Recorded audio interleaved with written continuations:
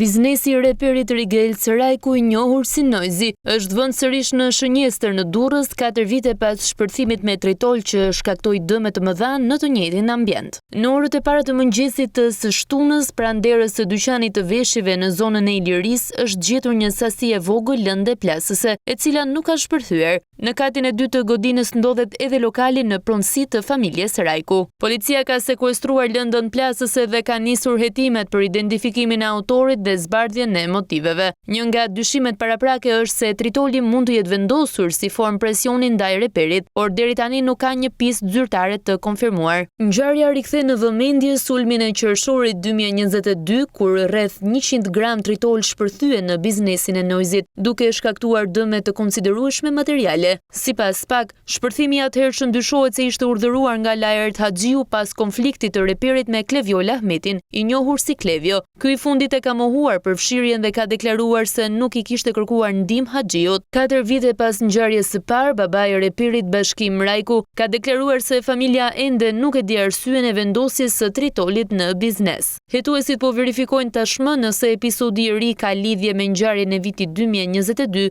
apo nëse bëhet fjalë për një konflikt tjetër.